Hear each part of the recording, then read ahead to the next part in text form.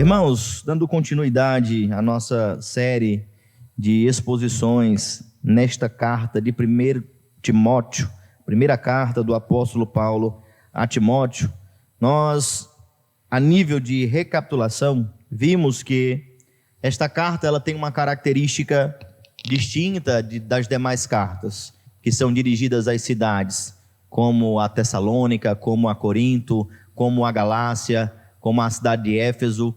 Essa carta ela é dirigida a Timóteo. Timóteo, que nesta carta é que recordado por Paulo, este que pediu, insistiu com Timóteo para que ele permanecesse ainda em Éfeso com uma finalidade, não é, de estabelecer ali o pastoreio e pôr em ordem a igreja.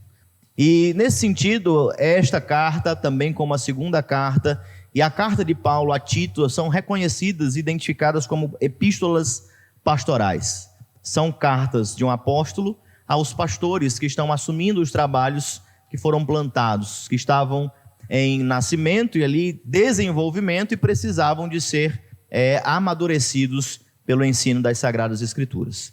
No capítulo 1, nós vimos a ênfase do apóstolo Paulo na necessidade de se preservar, de se manter pura, de se manter fiel à sã doutrina. É algo que é fundamental, irmãos, para a vida da igreja, para a vida do ministro e para a vida cristã, né, de um modo geral, a fidelidade às Sagradas Escrituras. É sobre o Evangelho, é sobre as Sagradas Letras que a nossa fé é edificada. Nós temos o conhecimento de Deus a partir das Escrituras. Nós fomos convencidos, inclusive, do nosso pecado pelo Espírito Santo através das Escrituras. A fé vem pelo ouvir e ouvir a palavra de Deus. Mas tem algo que é também especialmente importante para a vida cristã, para o ministério e para a igreja de um modo geral. Geralmente nós citamos estas duas coisas como sendo as coisas mais elementares da vida cristã, sem as quais não podemos nem afirmar que de fato somos cristãos. A primeira delas, você sabe, é a palavra de Deus, é a leitura da palavra de Deus, é deleitar-se na palavra de Deus. E a segunda, você sabe, é o quê? Oração. Eu fiquei preocupado agora. São duas coisas, irmãos, que são fundamentais, né? Na vida cristã, não existe uma vida cristã saudável sem estas duas coisas. É impossível você afirmar que nasceu de novo quando rejeita qualquer uma destas duas coisas. Porque nós conhecemos a Deus pela sua palavra. E a oração é um benefício, é um privilégio para aqueles que nasceram de novo.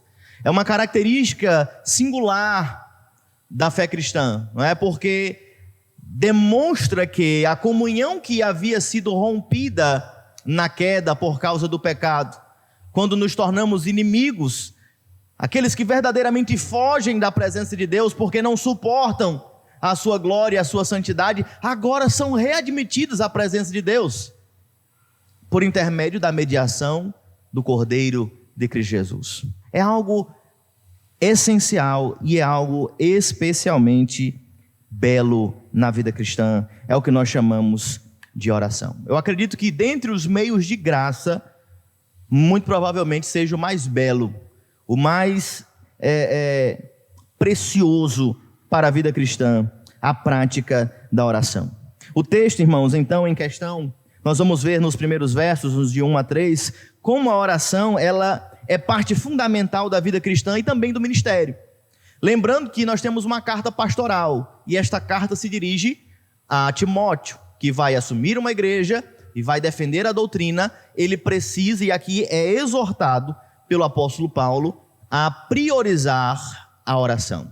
Você percebe nas palavras do apóstolo Paulo, ele vai dizer assim: antes de tudo, exorto que use a prática de súplicas, orações, intercessões, ações de graças.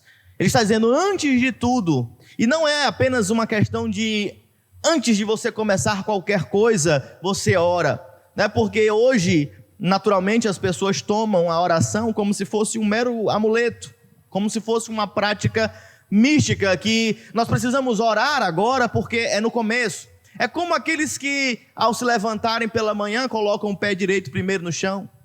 como se fosse uma superstição, como se fosse uma prece, e que esta prece por si só, ela tivesse poderes para lograr êxito em qualquer prática.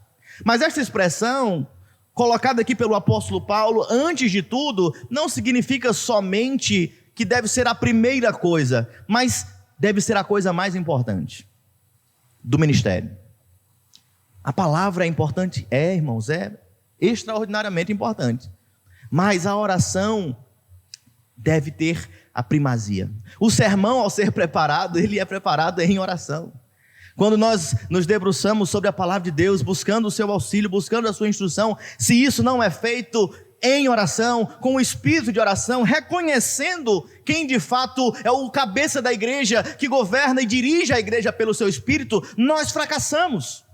Nós falhamos se nós não nos voltamos para a palavra de Deus, como de fato ela é, um livro divinamente inspirado, cujo autor habita em nós, habita em nossos corações. Muitas pessoas tomam a escritura como um livro qualquer, não é? Como usando de recursos, de métodos interpretativos, de hermenêutica e etc. Vendo um estudo histórico gramatical, um estudo léxico a respeito das palavras, tudo isso, irmãos, é necessário. É muito importante que nós nos atenhamos ao verdadeiro significado das palavras, mas mais do que isso, é especialmente importante que o próprio Deus fale à sua igreja pela palavra. Que o próprio Senhor fale aos corações pelo seu Espírito, edificando a sua igreja por meio da palavra, mas com este espírito de contrição, reconhecendo que o Senhor é o nosso provedor, Ele é que alimenta a nossa alma. Pense como isso é fundamental. É muito possível que um excelente expositor, hábil com as letras, um PhD em teologia, ele passe então a confiar na sua própria habilidade, no seu próprio conhecimento. Eu conheço a Escritura como a palma da minha mão, eu leio o hebraico, eu leio o grego, eu sou formado, eu tenho anos de experiência. Tudo isso, irmãos, é necessário, mas não é o que sustenta o ministério, não é aquilo que vem antes de tudo. Você pode ter pessoas que têm um profundo conhecimento, mas sem o reconhecimento da sua dependência de Deus, estas palavras se tornaram um veneno ao seu coração. O seu ego se inflou e eles começaram a se julgar donos da verdade, aqueles que de fato merecem ser louvados pela sua habilidade. É por isso que estas duas coisas não podem estar separadas. O conhecimento de Deus é especialmente importante, mas a oração é o meio pelo qual o Senhor vai nos fazer quebrantados, vai nos fazer reconhecer a nossa dependência dEle, vai nos fazer e vai colocar na verdade no nosso coração o espírito necessário para que compreendamos as sagradas letras. A oração deve ser sim aquilo que fundamenta a vida cristã e o ministério. E eu quero te fazer uma pergunta já agora no início, para que você pense a respeito disso desde já. Como tem sido a tua vida de oração? Ela existe, não é? Porque muitas pessoas dizem assim: eu oro como Daniel, 3 vezes ao dia. Só que é no café, no almoço e na janta.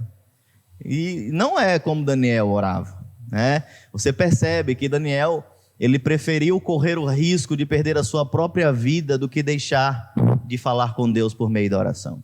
A oração ocupava um lugar de primazia na vida dele. E era um homem que vivia pensando do ponto de vista cultural. Ele vivia em uma terra distante da sua, no povo com uma cultura totalmente diferente da sua, com deuses que eram diferentes do seu. Ele tinha todas as justificativas que nós usamos hoje para não vivermos uma vida cristã frutífera. E ele ascendeu aos altos escalões da política de um povo que não era o seu povo. Aí você percebe como a oração é fundamental. Porque este homem chegou onde chegou com fidelidade e integridade de coração. Porque o seu coração estava apegado com o do seu Senhor. Porque ele amava a presença do seu Senhor. Ele tinha intimidade com o seu Senhor. E as coisas que ele realizou no poder de Deus. Nós não podemos negligenciar a importância da oração para o ministério. Paulo diz: Timóteo, antes de tudo, eu te exorto, ore. Antes de tudo, antes de você fazer qualquer planejamento estratégico, antes de você adotar qualquer metodologia, antes de você buscar as opções mais comuns nas igrejas emergentes, antes de todas estas coisas que os homens têm preferido, busque ao Senhor em oração, porque certamente se estivermos quebrantados aos pés do Senhor, Ele vai nos conduzir até a sua palavra. Especialmente porque não oramos e tomamos a Escritura de forma negligente, que muitas vezes nós nos apegamos a métodos e a outras coisas que fornecem resultados. Mas o ministério, irmãos, ele é sustentado pela oração e pela palavra, porque o ministério ele é sustentado por Deus, não pelo homem, não pela sua estutícia. Então nós vemos, irmãos, que a oração ela tem a primazia. E tem duas coisas que nós precisamos entender sobre a oração. A primeira delas, a oração é um privilégio.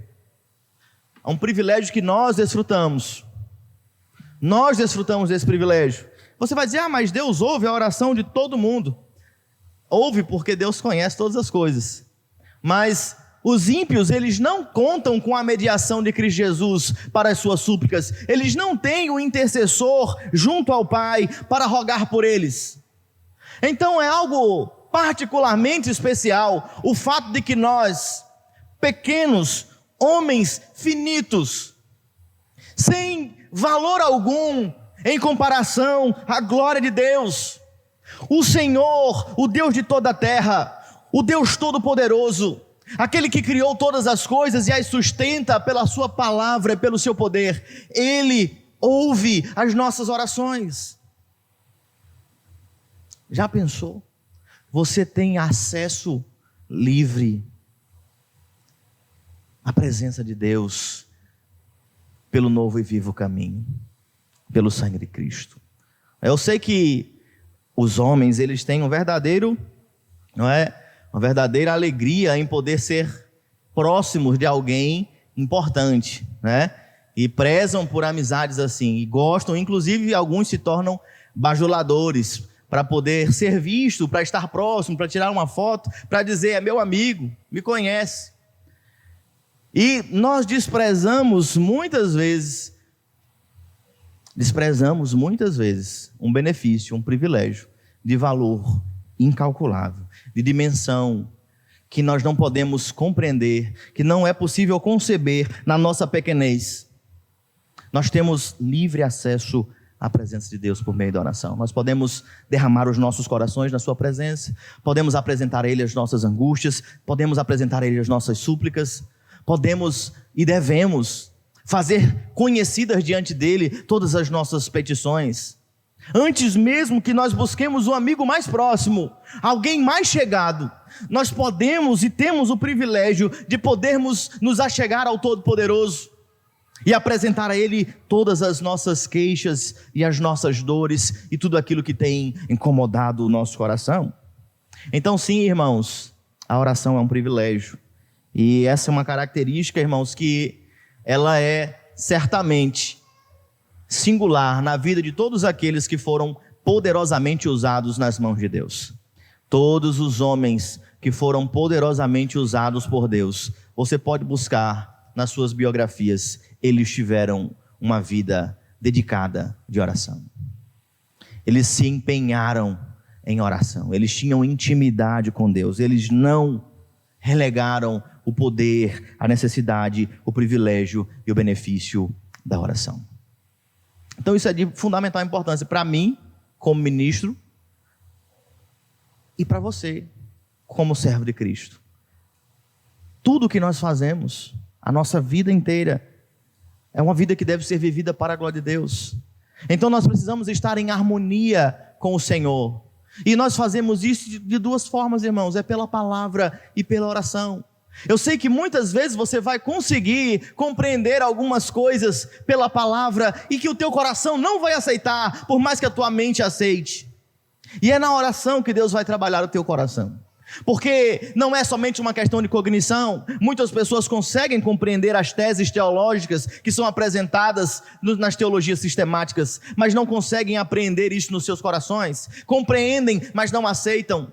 Sabem o que se diz a respeito, mas não querem que isso aconteça em suas próprias vidas. Você vai ter a exemplo a oração do nosso Senhor, quando Ele deseja, que seja aqui na terra como é no céu. Por meio da oração, irmãos, nós vamos ser moldados, a nossa alma vai ser moldada para que deseje que a vontade de Deus, ela seja executada em todas as instâncias da nossa vida. E quanto àquilo que você compreende como um teu pecado, aquilo que você compreende como a tua falha, que você tem lutado continuamente contra isso e não encontra forças, é na oração, irmãos, é colocando na presença de Deus e dizendo: Senhor, socorre-me, me auxilia, eu tenho lutado contra isso, isso tem me amargurado, tem ferido a minha alma, tem misericórdia de mim, Senhor. O apóstolo Paulo, ele é um exemplo disso, em súplica ao Senhor que lhe retirasse o espinho da sua carne.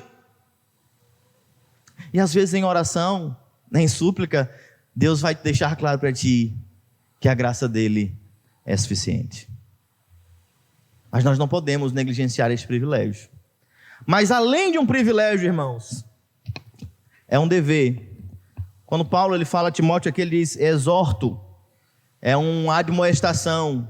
Ele está dizendo: você precisa orar. Nem tudo que a gente começa a fazer, ela começa como um deleite. Eu não sei se você, quando começou a ler a Bíblia, você tinha o mesmo prazer que tem hoje, mas a princípio às vezes é trabalhoso, às vezes você se força, às vezes o seu coração não quer, isso é o teu pecado, é a tua carne. Mas Paulo deixa claro que além de ser algo que deve ser buscado como primazia, é algo que é absolutamente necessário para o ministério e para a vida de Timóteo como o líder de uma igreja local.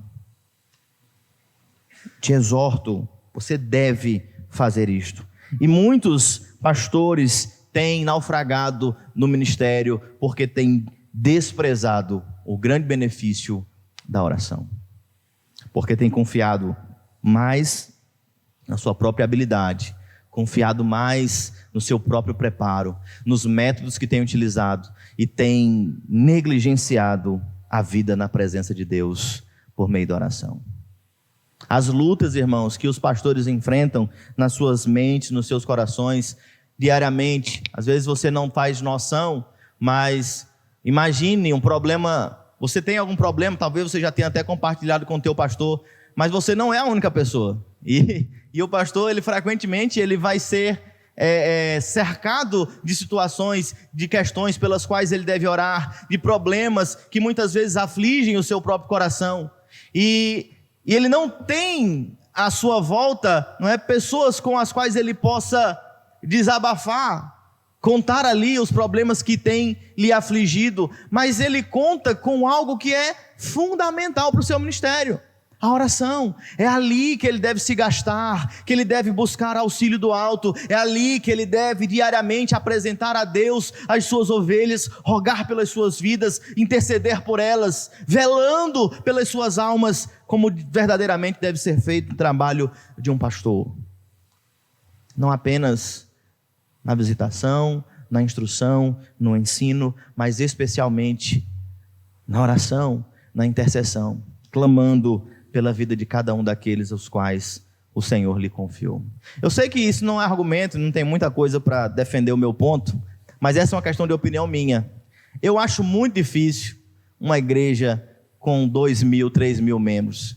Como é que o pastor vai lembrar de todo mundo para ele orar por cada um? É complicado, né? Com 100, vai chegando a certa idade, você já vai esquecendo.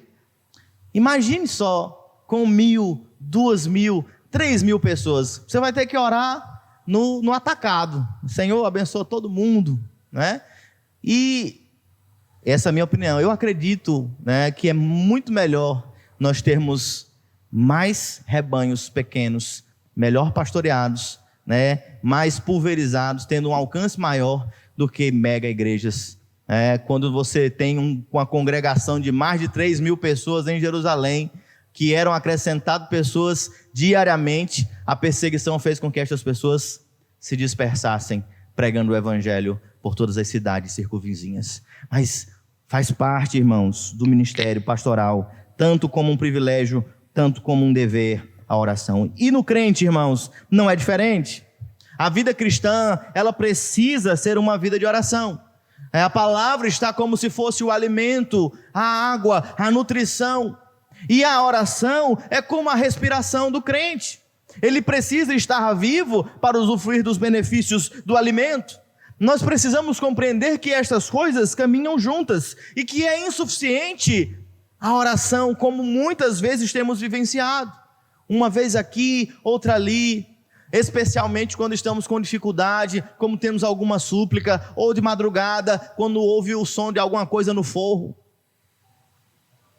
Nós precisamos nos dedicar à oração, separar tempo, assim como você compreende, não é? Eu sei que a maioria das pessoas hoje está entrando para o mundo fitness, né? Está deixando de tomar Coca-Cola, isso é muito bom. Está começando a buscar uma academia, não é? Isso é legal também. Mas o que Paulo vai dizer sobre o exercício físico? Ele é proveitoso, mas exercitar-se na piedade é o que, irmãos? É mais proveitoso ainda. É em tudo proveitoso. Assim como nós buscamos saúde e dedicamos tempo e investimos inclusive recursos para que possamos obter este resultado qualitativo na nossa qualidade de vida. E quanto à nossa vida espiritual? Qual tem sido o nosso investimento? Nós temos investido tempo no nosso culto privado, entrando em nosso quarto, fechada a porta.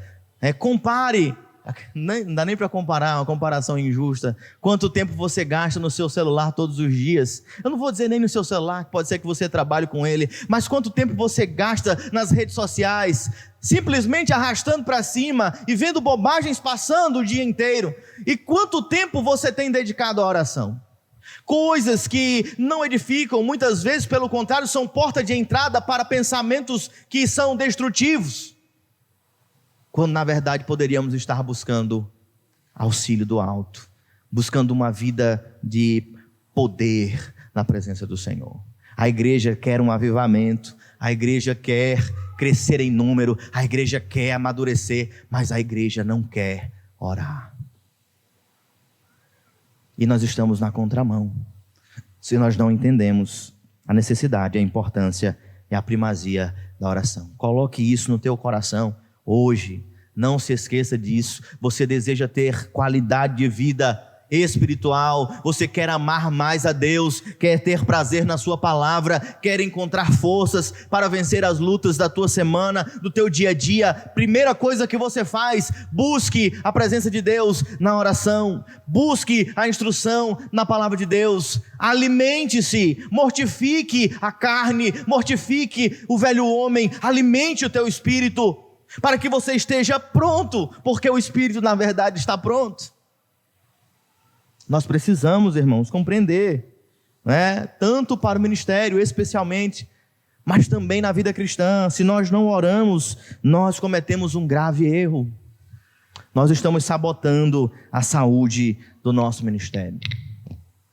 Se você fizer a proporção daquilo que glorifica a Deus, que tem algum louvor, aquilo que de fato produz benefícios espirituais, e o quanto você gasta tempo com isso, e o quanto você investe em coisas que são supérfluas, que não têm valor algum, e muitas vezes são vergonhosas, coisas nas quais nós investimos tempo e que não o faríamos na presença de todos. Nós percebemos que se fosse uma dieta, está tudo errado.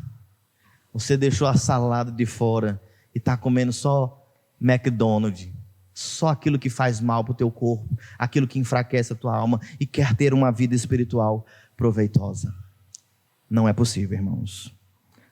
Entenda, a primeira coisa que o apóstolo Paulo traz a Timóteo, no capítulo 1, é a importância da palavra, da centralidade da palavra. A segunda coisa que é fundamental no ministério, e que na verdade tem a primazia nele, é a oração. São duas coisas que são fundamentais. Mas nós vamos aprender um pouco mais sobre a oração. Além de ser um privilégio, além de ser um dever, a oração, ela pode ser identificada de formas diferentes. Tem tipos diferentes de oração, e nós vamos encontrar isso no próprio texto. O texto vai nos apresentar tipos diferentes de oração.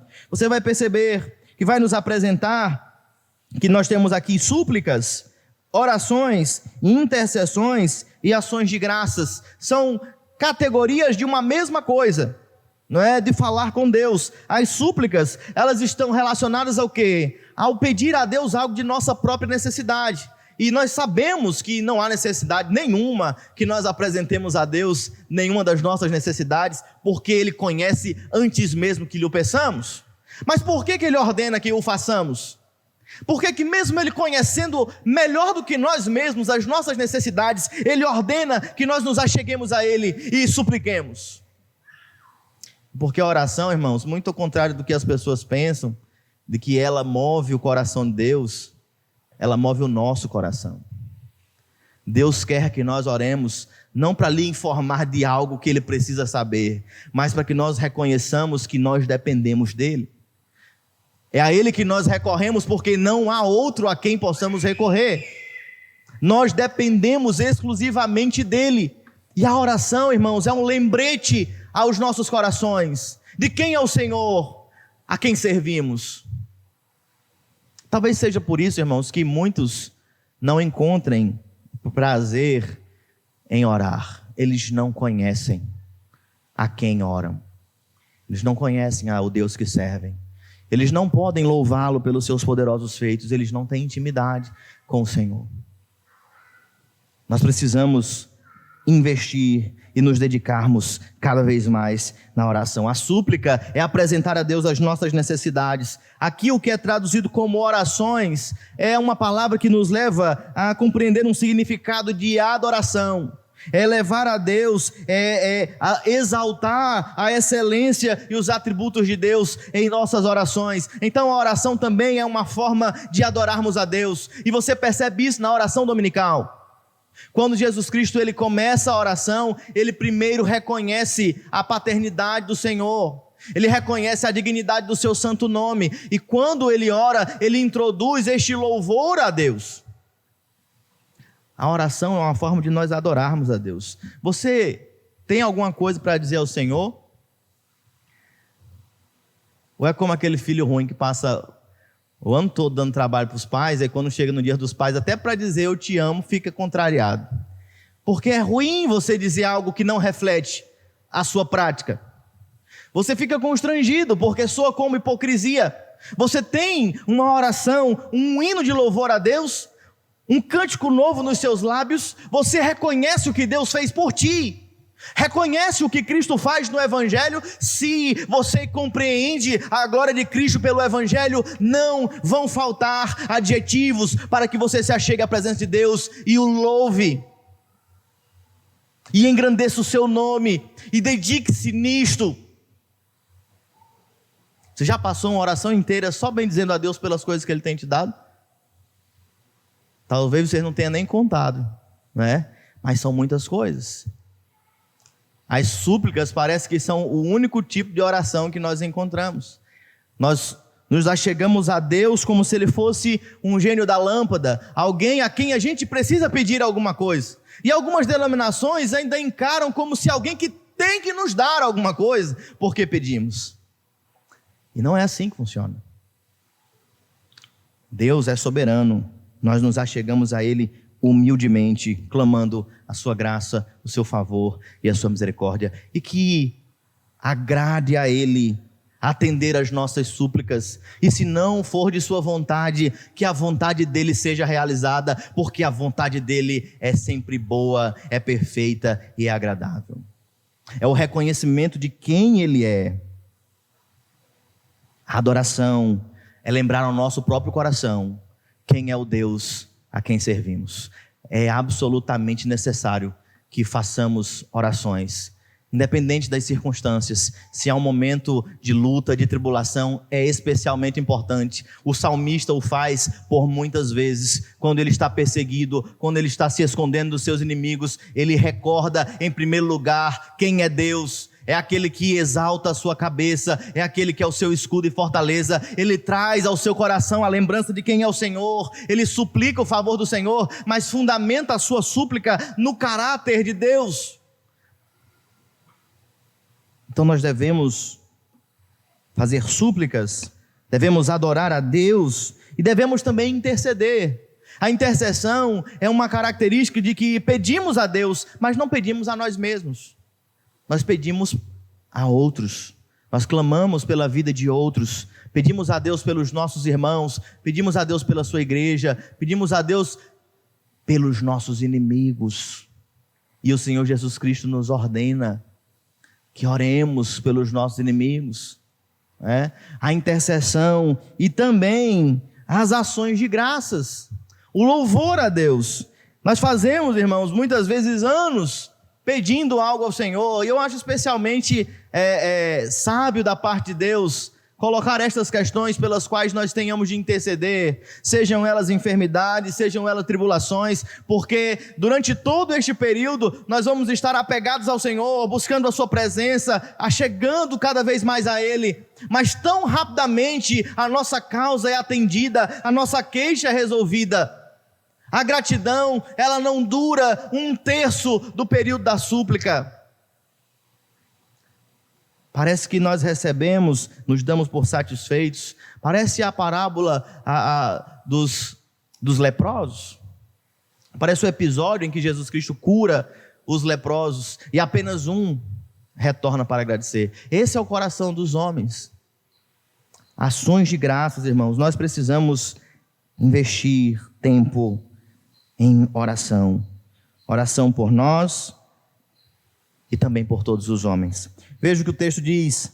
No texto nós percebemos que o alcance da oração, a quem nós devemos dirigir, sobre quem nós devemos clamar e orar, nós vamos encontrar aqui nos versos de 1 a 3 a descrição de alguns homens, Primeiro, uma descrição mais generalista. Nós precisamos orar em favor de todos os homens.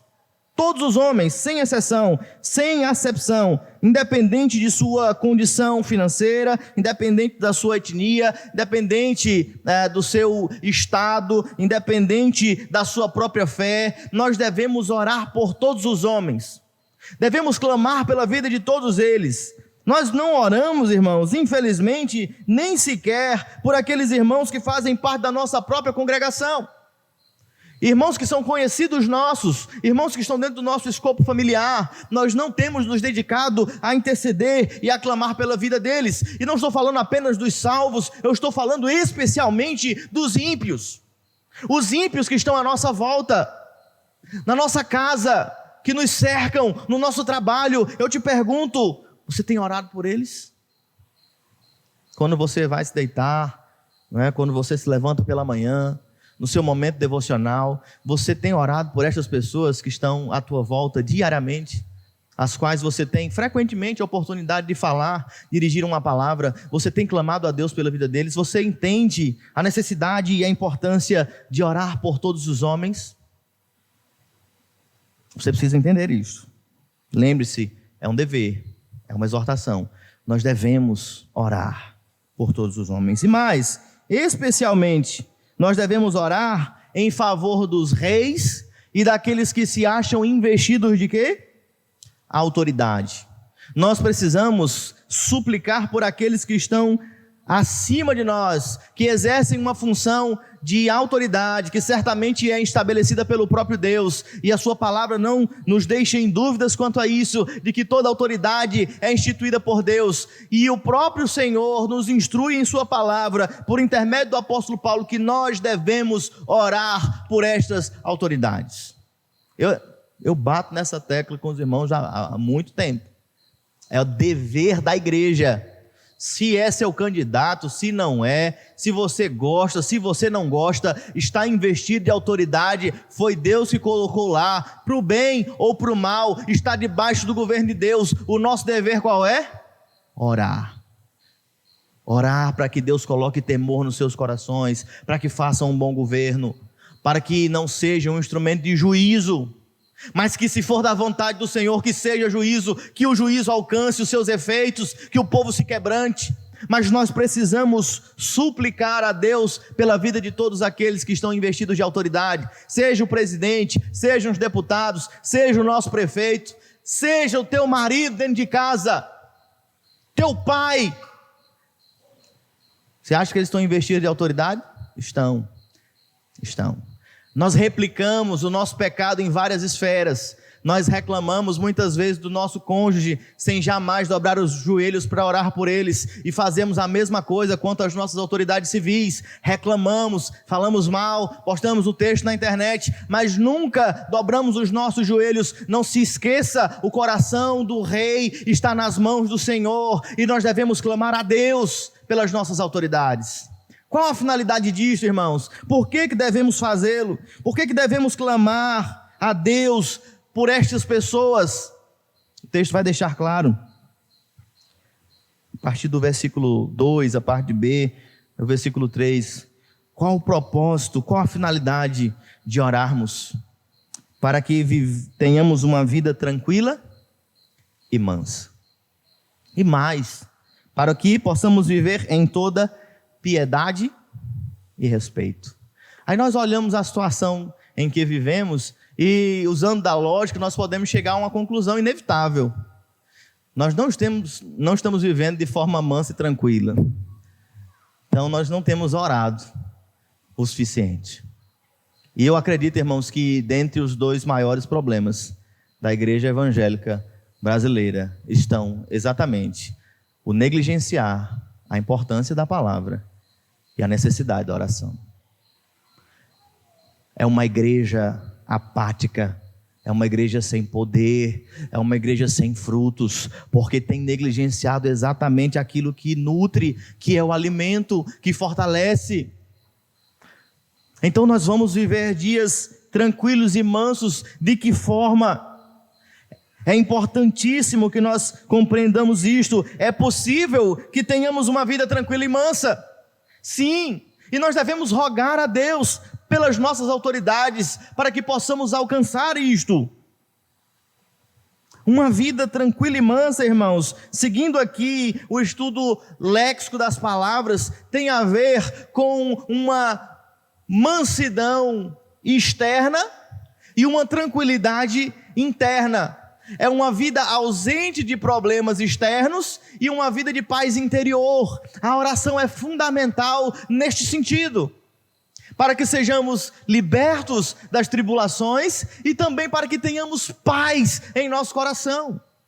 À medida que nós nos achegamos cada vez mais a Deus, é possível que o mundo esteja de cabeça para baixo, confuso e cheio de problemas, mas aquele que está com a sua fé firmada no Senhor esteja tranquilo e calmo em meio às adversidades. Essa falta, irmãos, de proximidade com o Senhor, essa falta de reconhecimento de que existe um Deus soberano que governa, que o mundo está debaixo do seu controle, tem feito muitas pessoas perder a sua paz, se desesperar, tendo inclusive tudo aquilo que nós consideramos necessário, tendo o sustento, tendo uma boa casa, tendo um bom transporte, e ainda assim estão vazios de paz interior. Eles não têm sossego, a sua alma não se aquieta. Mas o cristão, ele tem como estar em paz. Ele pode se deitar e pegar no sono, porque ele sabe que o Senhor é quem o faz repousar seguro, e a oração é especialmente fundamental nisso. De lembrar aos nossos corações a quem servimos, de lembrar que Ele ouve e Ele conhece cada uma das nossas necessidades. Então existe um propósito, existem benefícios em orarmos pelas nossas autoridades. Uma vida com piedade e respeito. Isso tem a ver ao nosso modo de viver. Se nós queremos viver piedosamente, nós precisamos nos gastar em oração. Precisamos nos achegar mais à palavra de Deus, para que possamos vivenciar o poder, de fato, do Evangelho. Esse sentido aqui de piedade e respeito demonstra alguém que vive com um profundo senso de que toda a vida ela é vivida na presença de Deus. O respeito aqui seria até mais adequadamente traduzido como reverência. É como se em todo lugar ele tivesse plena consciência de que o Senhor está presente. E como nós alcançamos este espírito, irmãos, essa mente, esse coração? Pela oração, pela intimidade com Deus. Existem homens que foram usados, você lê, a história da igreja, homens que foram poderosamente usados por Deus, homens que ao chegar em um determinado ambiente, onde eles iriam pregar a palavra de Deus, e ao chegar no ambiente, este homem estava tão ali, revestido pelo poder do Senhor, na sua vida de consagração, de intimidade com Deus, que antes mesmo de abrir a sua boca e de proferir qualquer palavra, as pessoas à sua volta, a lhe verem chegar, eles começaram a chorar, e a serem constrangidos pela sua pecaminosidade. Homens que foram usados poderosamente por Deus, que tinham uma vida de oração na presença de Deus. Nós precisamos buscar isto, irmãos. Nós precisamos nos dedicar nesse sentido, para que tenhamos sim os benefícios na vida comum, os benefícios na vida espiritual, mas não menos importante, e o que eu considero central, inclusive, dentro dos propósitos, é porque isso agrada a Deus. Veja, é o que está escrito no versículo 3, É porque isso agrada a Deus. Deus tem prazer de que vivamos desta forma, de que vivamos uma vida de oração, de que intercedamos, de que supliquemos, de que o adoremos, de que cheguemos aos seus pés com ações de graças. Deus tem prazer nisso. E mais, irmãos, existe uma característica que nos motiva a orar, que o texto vai expressar aqui a partir do versículo 4. Existe uma característica que nos motiva a orar, que é o caráter bondoso de Deus. Deus, Ele deseja que todos os homens sejam salvos e cheguem ao pleno conhecimento da verdade. Deus, Ele deseja que os homens tenham conhecimento do Evangelho e sejam salvos. Mas o que você está querendo dizer com isso, pastor? Quer dizer que todo mundo vai ser salvo, porque o que Deus deseja, Ele certamente pode cumprir. E se Ele deseja que todos sejam salvos, muitas pessoas vão inferir isso. Então, necessariamente, o que Deus quer, Ele pode fazer. Irmãos, o texto ele vai nos demonstrar, no versículo anterior, que aqui quando se fala de todos os homens, se fala de categorias distintas de homens. Ele diz, nós devemos orar por todos os homens, e orar pelos reis, e por aqueles também investidos de autoridade. Então, se você segue a lógica textual, você percebe que quando diz que Deus quer que todos os homens sejam salvos e tenham pleno conhecimento da verdade, não é todos os homens sem exceção, e sim todos os homens sem acepção, inclusive os reis, inclusive os poderosos, inclusive aqueles que estão à margem da sociedade, os miseráveis. Todos os homens aqui não significa cada indivíduo, mas que Deus não faz acepção de pessoas e que Ele deseja de fato que os homens cheguem ao pleno conhecimento da verdade. Muito embora Deus tenha eleito os seus santos, o entendimento da Escritura, que não nos permite de uma interpretação distinta, demonstra que de fato o Senhor Deus, sendo misericordioso, sendo benigno, sendo longânimo, Ele não tem prazer na morte dos ímpios. Esse é o que o texto do profeta Ezequiel, no capítulo 33, versículo 11, vai deixar registrado. Deus não tem prazer na morte do perverso. Então, Deus, pela sua bondade, pelo seu amor, pela sua misericórdia, Ele providencia salvação a todos os homens. E você vai perceber na descrição do texto algo que vincula essa nossa necessidade de clamarmos a Deus e de orarmos pela nossa autoridade, especialmente a essa característica do Evangelho. Por que nós devemos orar? Porque é bom, aceitável diante de Deus, e porque Ele deseja que todos os homens sejam salvos e cheguem ao pleno conhecimento da verdade. Você percebe a oração como um meio, inclusive, um meio ordenado para que almas sejam alcançadas. Nós devemos pregar o evangelho certamente, irmãos, mas nós temos orado pelos ímpios. Nós temos orado para que se arrependam. Temos orado para que o Senhor quebrante os seus corações. Pelos nossos próprios filhos, você tem orado? Tem orado pelos teus filhos para que eles se quebrantem? Tem orado pelos teus filhos para que não apenas eles conheçam o teu testemunho, mas para que Deus tenha misericórdia deles e os salve? Se você entende que a salvação é uma obra exclusiva de Deus, é uma obra que repousa na sua soberania, você compreende a importância e a necessidade da oração. Nós precisamos pedir a Deus que Ele quebrante o coração dos ímpios, inclusive dos nossos filhos, que Ele os chame eficazmente, que Ele os salve, que Ele abra os seus olhos, que Ele os faça crer, que Ele os traga à sua presença. E isso eu falo sobre os nossos filhos e falo sobre todos os homens. A oração, ela é necessária porque a bondade de Deus é a base para a nossa súplica. O fato de nós reconhecermos que o nosso Senhor não tem prazer na destruição dos ímpios sustenta também o nosso dever de orarmos pelos ímpios. Pense na pessoa que você menos gosta, a pessoa que te mais fez raiva nessa vida, que você ainda guarda uma mágoa dela. Você sabia que você tem o dever de orar por ela? Tem o dever de orar por ela, sim.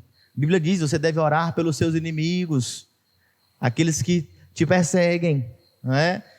Nós não podemos negligenciar isso, irmãos. É um dever que está afirmado não na nossa própria bondade, mas na bondade de Deus. E existe outro motivo que o texto apresenta a partir do verso 5. Por que nós devemos orar por todos os homens? Por que nós devemos fazê-lo? Olha, o texto do verso 5 diz assim: porque há um só Deus e um só mediador entre Deus e os homens, Cristo Jesus, homem. Por que nós devemos clamar para que os ímpios cheguem ao pleno conhecimento da verdade?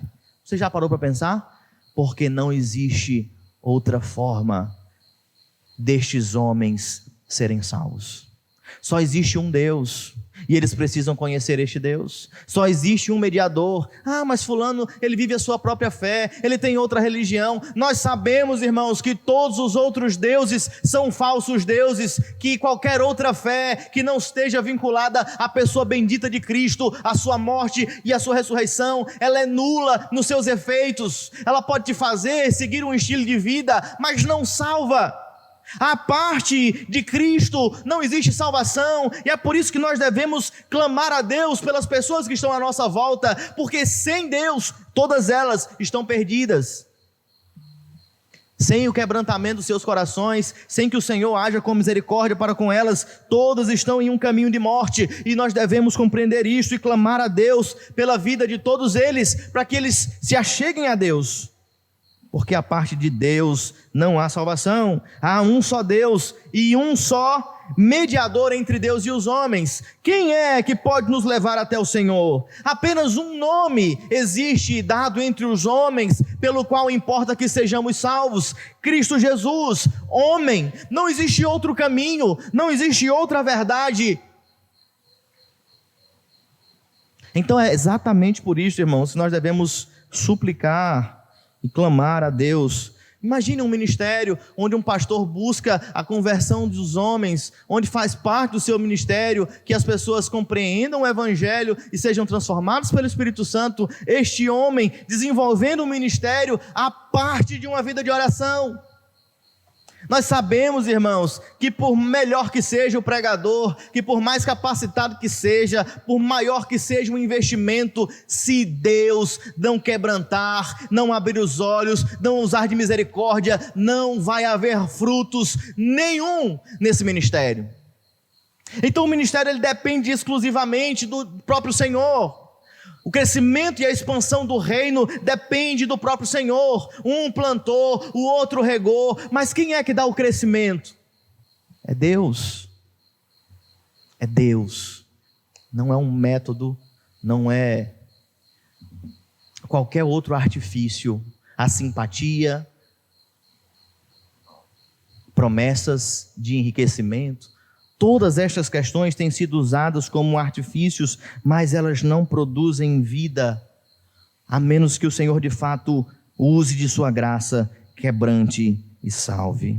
A menos que esses homens sejam conduzidos a Deus por intermédio de Jesus Cristo, e o texto faz questão de enfatizar: um homem, ele se fez carne e habitou entre nós. É por isso que ele pode sim fazer essa mediação. E aqui cabe também, irmãos, ratificar que não existe nenhum outro mediador.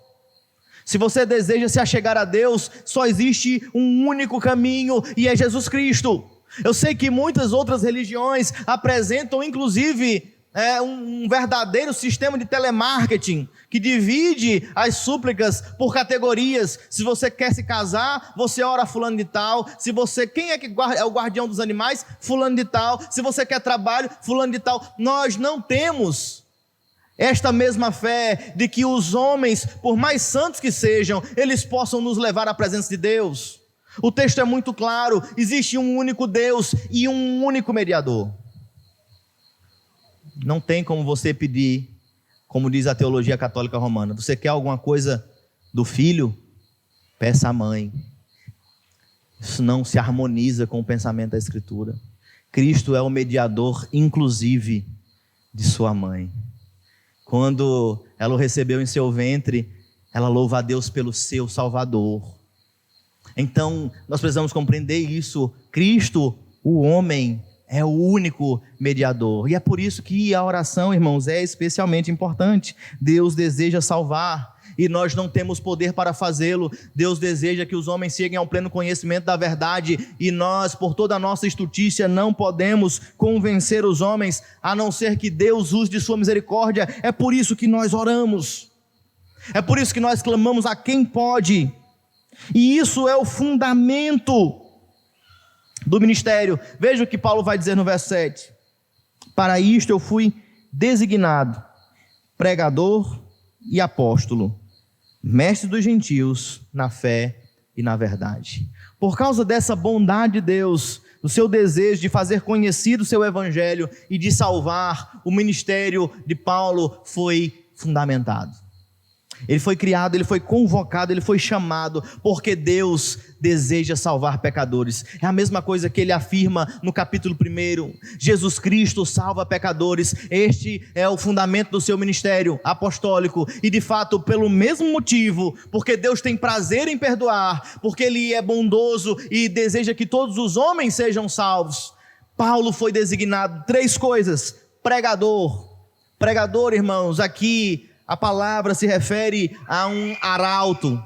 Arauto é aquele que traz a mensagem do seu Senhor. O pregador, ele tem esta finalidade específica. Ele não precisa trazer nenhuma novidade, ele não precisa ser original, ele não precisa ser emergente, ele precisa ser fiel, ele precisa transmitir aquilo que o seu Senhor lhe disse. Ele precisa falar: assim diz o Senhor, e entregar aquilo que Deus ordenou que ele fale. Esta é a finalidade de um arauto, é transmitir uma mensagem que não é sua, e o poder não está no arauto, mas na autoridade daquele que fala. Então Paulo, ele foi designado pregador, o que mais? Apóstolo. Ele foi comissionado pelo próprio Senhor Jesus Cristo, sendo testemunha ocular da ressurreição. Ele vê o próprio Cristo glorificado. Ele não apenas é um mensageiro que transmite uma mensagem, ele é testemunha de que aquela mensagem é verdadeira. Ele não apenas ouviu falar, ele viu com seus próprios olhos o Filho de Deus glorificado. Então ele é designado pelo próprio Cristo, pregador, apóstolo e, por fim, mestre dos gentios. Você vai perceber que nós, quando chegarmos mais adiante nas características de um pastor, você vai perceber que ele precisa estar apto para ensinar. Nós transmitimos uma mensagem que não é nossa, de fato, mas nós precisamos também estar aptos para explicar essa mensagem. O mestre é aquele que vai explicar os fatos. O arauto, ele narra os fatos. O apóstolo é testemunha dos fatos. E o mestre, ele vai explicar o significado dos fatos. Ele vai trazer à igreja edificação por meio da palavra de Deus. Então, esse ministério pastoral, ele está especialmente fundamentado na bondade de Deus e no desejo do Senhor de salvar a pecadores. Você já parou para pensar, por esta ótica, por essa perspectiva, o ministério que aqui está sendo encaminhado a Timóteo, que Paulo aqui está introduzindo Timóteo nesse ministério, mais uma vez ele deixa claro a Timóteo, no capítulo 1, ele deixou claro que foi salvo para isso. E agora no capítulo 2 ele deixa novamente claro que é porque Deus deseja salvar que esse ministério foi estabelecido. Então o ministério pastoral é especialmente importante, porque é um instrumento pelo qual Deus utiliza homens caídos para manifestar a sua glória por meio da pregação do evangelho e para a conversão dos seus eleitos. Não que estes homens sejam especialmente importantes, mas a glória de Deus o é. A graça de Deus o é, porque usa estes homens para os seus fins. Então a base do ministério, que é alicerçado sobre a palavra e sobre a oração, é especialmente a graça de Deus. Foi porque Deus decidiu salvar pecadores, é porque Deus não tem prazer na destruição dos ímpios que o ministério pastoral está alicerçado. É por isso que nós precisamos pregar com fidelidade, é por isso que nós precisamos orar, para que o ministério pastoral ele seja de fato frutífero e proveitoso. É necessário que ele seja vivido aos pés do Senhor e para a sua glória. Isso, irmãos, é especialmente instrutivo para o pastor, mas certamente para todos os homens que almejam o episcopado, o presbiterato, o oficialato.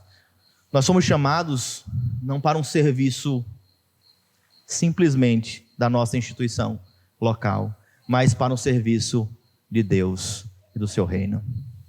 E a capacitação ela não vem especificamente de um curso de líderes, mas ela precisa ser forjada diariamente no estudo da palavra e da oração. A vocação, irmãos, como eu já disse, ela não é produzida, é Deus quem vocaciona. E nós precisamos nos dispor e buscar a Deus e clamar a Ele, que Ele use poderosamente os homens de sua igreja para a glória do seu nome. Duas coisas, irmãos, indispensáveis na vida cristã, sem as quais a vida cristã ela é infrutífera e inexistente: conhecimento da palavra e oração. Sem estas duas coisas, a sua vida espiritual está fadada ao nanismo, ela vai definhar e morrer. Busque a edificação na presença de Deus. Leia a palavra de Deus, ore, não negligencie tão precioso benefício. Isso servirá, irmãos, de juízo sobre a cabeça de vocês, porque vocês têm sido advertidos. Não negligenciem tão rico privilégio. Orem, dobrem os seus joelhos, clamem a Deus, orem pelo seu pastor, orem pelos seus pais, orem pelos seus vizinhos, orem pelo seu patrão, orem. Coloquem na presença de Deus, sejam mais rápidos em se ajoelhar do que em difamar, sejam mais rápidos em botar os olhos no alto do que a língua no mundo. Busquem ao Senhor e Ele vai certamente apaziguar os corações. Ele que reina, irmãos. Qualquer questão na igreja, no mundo à nossa volta, está debaixo do domínio do Senhor. Oremos, apresentemos diante dEle todas as nossas angústias e Ele vai responder conforme o sábio conselho da sua vontade. Vamos orar? Santo Deus, bendito Pai, ó Deus, nós temos falhado, ó Deus, nós temos pecado, temos sido negligentes, ó Deus, não compreendemos ainda a necessidade e a importância, ó Deus, de uma vida de oração. Ó Deus, quebranta os nossos corações, humilha-nos, ó Deus, para que possamos reconhecer de que tudo aquilo que temos, nós recebemos da Tua mão. A nossa própria vida, ó Deus, não fosse o Senhor, a nossa saúde, ó Deus, A nossa memória, a nossa mente, a nossa capacidade, as nossas forças, todas as coisas, ó Deus, é o Senhor que nos dá, e nós, ó Deus, pouquíssimas vezes o reconhecemos, ou quase nunca te damos graças, ó Deus. Tem piedade de nós, Senhor. Faz-nos, ó Deus, perceber como temos pecado em não te dar graças, ó Deus, por todos os teus benefícios, por não levar a ti, ó Deus, as nossas aflições, por preferir, ó Deus, os ouvidos alcoviteiros, por preferir, ó Deus, os conselhos dos ímpios, e não depositarmos, ó Deus, as nossas aflições e a nossa angústia na tua presença. Ó Deus, tem piedade de nós. Ensina-nos, ó Deus, a orar, porque não sabemos orar como convém, pedimos mal. Ó Deus, tem misericórdia de nós. Nos faz, ó Deus, crescer na fé, nos faz, ó Deus, amadurecer, dá-nos conhecimento do alto, ó Deus, quebranta os nossos corações, para que amemos a Tua presença, ó Deus, para que o momento, ó Pai, em que nos dedicamos à oração, em que dobramos os nossos joelhos, trancada a porta dos nossos quartos, seja o momento mais deleitoso do nosso dia. Ó Deus, nós temos amado tantas coisas que fazem mal à nossa alma, que são um péssimo testemunho. Ó Deus, tem piedade de nós. Tem piedade, ó Deus, de nós. E quebranta-nos, ó Deus. Ensina-nos, ó Pai, a dirigir os nossos olhos para o alto e buscar no Senhor, ó Deus, tudo aquilo que é necessário para as nossas vidas. Que possamos, ó Deus, como diz a Tua palavra, buscar o Teu reino e a Tua justiça, e descansar na certeza de que as demais coisas o Senhor mesmo há de nos acrescentar. Nos faz, ó Deus, descansar no Teu poder. Faz-nos, ó Deus, confiar em Ti. Faz-nos, ó Deus, confiar menos em nós mesmos. Confiar menos nas nossas próprias forças, e nos ensina a fé. Aumenta-nos, ó Deus, a fé. Nós te pedimos, em nome de Jesus Cristo, nosso Senhor e Salvador. Amém.